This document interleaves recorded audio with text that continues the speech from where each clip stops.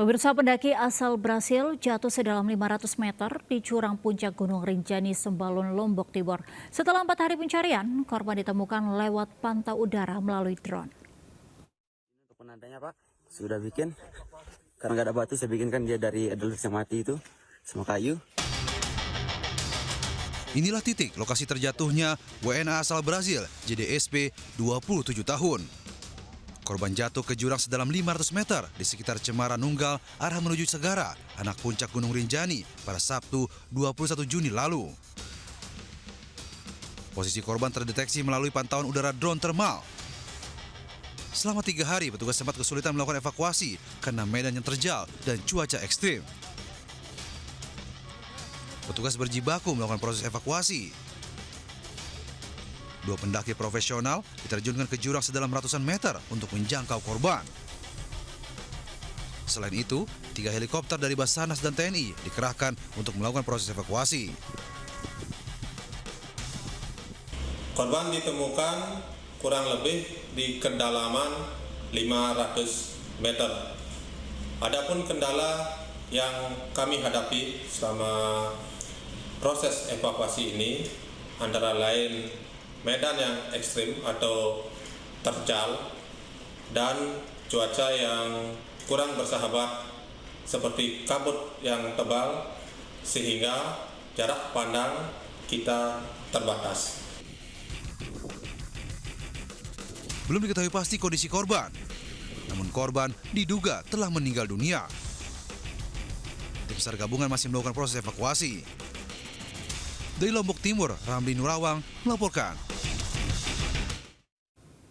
Berkedok gerai ponsel, seorang pria menjual obat keras ilegal di Depok, Jawa Barat. Aksinya terbongkar setelah polisi menemukan ratusan butir obat keras yang diduga menjadi pemicu aksi kekerasan remaja di kawasan tersebut.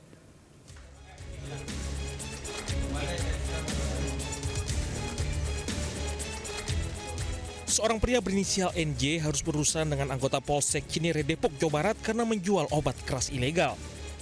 Pelaku menjual obat terlarang di gerai ponselnya dan meraup untung hingga Rp350.000 per hari. Polisi menangkap pelaku setelah menerima laporan warga yang curiga dengan aktivitasnya. Dalam penggerbekan, polisi menemukan ratusan butir obat terlarang yang sudah dikemas dan siap edar. Pelaku mengaku mendapatkan pasokan obat dari seseorang berinisial BRO yang kini buron. Ironisnya, sebagian besar pembeli adalah kalangan remaja hingga diduga kuat peredaran obat ini menjadi pemicu maraknya aksi kekerasan remaja di kawasan Cinere, Depok, Jawa Barat. Ranmor yang kemarin kita amankan, dia juga menyuplai obat tramadol ini. Dan dia belinya pun di mana kita tidak tahu, namun karena spesialis, dia menjual kepada orang yang datang saja, dijajakan, dikasih uang, dijual, dijajakan, dikasih uang. Atas perbuatannya, NJ dijerat pasal berlapis tentang kesehatan dan pasal tentang psikotropika dengan ancaman hukuman hingga 15 tahun pidana penjara atau denda paling banyak Rp5 miliar. Dari Depok, Jawa Barat, Rizky melaporkan. Pemirsa, oknum anggota Polri diduga menipu pemilik toko helm dengan pembayaran kris palsu di kawasan Cilenyi, Kabupaten Bandung, Jawa Barat. Aksi penipuan tersebut terekam kamera pengawas toko.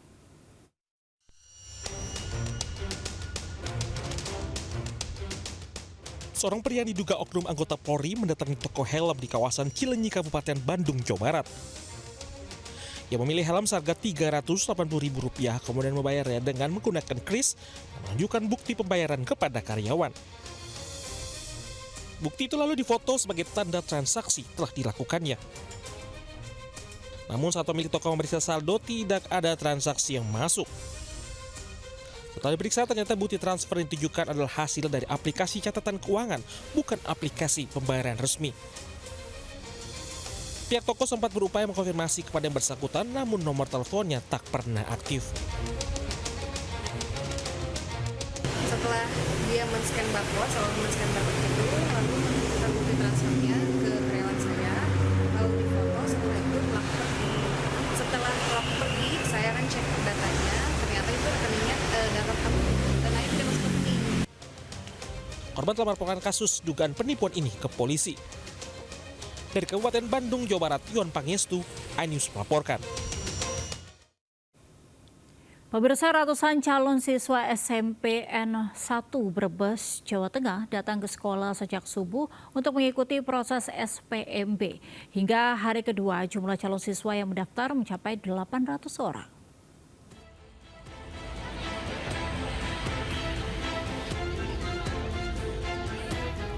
Ratusan calon siswa SMPN Negeri 1 Brebes dengan diantar orang tuanya rela datang sejak subuh agar bisa mendaftar sebagai siswa baru. Sebagian calon siswa telah datang pada hari sebelumnya namun masih ada kekurangan berkas. Mereka datang lebih pagi karena proses pendaftaran dibatasi hingga tengah hari. Sebagian besar orang tua calon siswa lebih memilih pendaftaran dan verifikasi langsung di sekolah meski ada opsi pendaftaran secara daring. Pendaftaran sampai jam 12 biasanya. Jadi kalau kita harus cepat, nanti hari berikutnya lagi. Tapi kan itu pendaftaran kan sudah lewat online ya? Iya.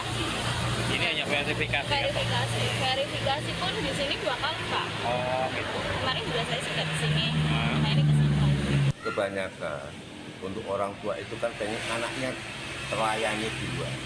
Oke.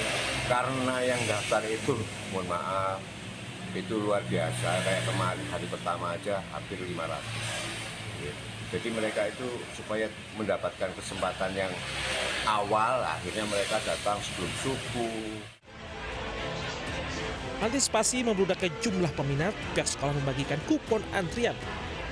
Layanan pun dimajukan dari biasanya pukul 8 pagi menjadi pukul 7 pagi. Dari Brebes, Jawa Tengah, Unibar, iNews melaporkan. Kita ke informasi lainnya, pemirsa, 75 orang diamankan polisi karena diduga pesta seks sesama jenis di Bogor, Jawa Barat. Ayo, ayo naik. 75 orang pria diamankan anggota Satreskrim Polres di kawasan Puncak Megabendung, Kabupaten Bogor, Jawa Barat. Mereka diduga melakukan perbuatan asusila pesta seks sesama jenis. Sebelumnya polisi menerima laporan warga atas beredarnya pamflet untuk acara tersebut. Selain menangkap para pelaku, polisi juga menyita barang bukti berupa obat-obatan dan suplemen, alat kontrasepsi hingga sebilah pedang. Para pelaku kemudian dibawa ke Mapolres Bogor. Sampai saat ini kami belum menetapkan tersangka, namun ya baru menerbitkan LP dan kami sudah menetapkan proses penanganan perkara dari penyelidikan ke penyidikan. 5 orang saksi dan 4 orang panitia penyelenggara telah diperiksa polisi. Jika terbukti melakukan asusila, mereka terancam hukuman hingga 15 tahun pidana penjara. Dari Bogor, Jawa Barat, Wildan Hidayat melaporkan. Pemirsa, gembong curanmor dengan puluhan TKP di Palembang diringkus polisi terekam CCTV. Pelaku kerap beraksi di parkiran kampus dan membawa senjata api rakitan.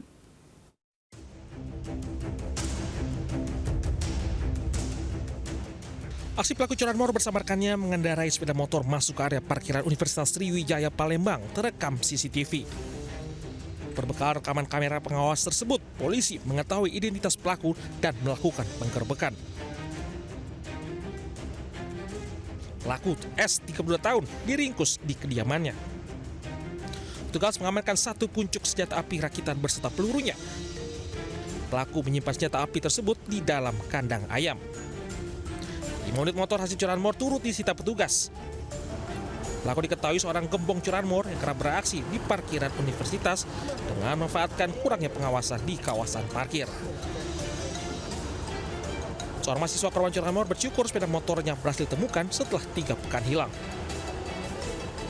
Sebenarnya kaget juga karena pencurian motor kan biasanya jarang ketemu pelakunya, dan ini dikabari dari pihak kepolisian katanya udah ketemu, dan aku ngucapin banyak terima kasih kepada pihak kepolisian. Pelaku yang dulu ya pernah ditangkap oleh Direktorat Reserse Kriminal Umum dan diberikan tindakan tegas. Subdit Jatan-Ras Polda Sumatera Selatan masih mencari barang bukti sepeda motor lainnya termasuk rekan pelaku. Pelaku terancam pasal 363 KUHP, Undang-Undang Kepemilikan Senjata Api tanpa izin, ancaman hukuman di atas 12 tahun pidana penjara. Dari Palembang, Sumatera Selatan, Firdaus melaporkan.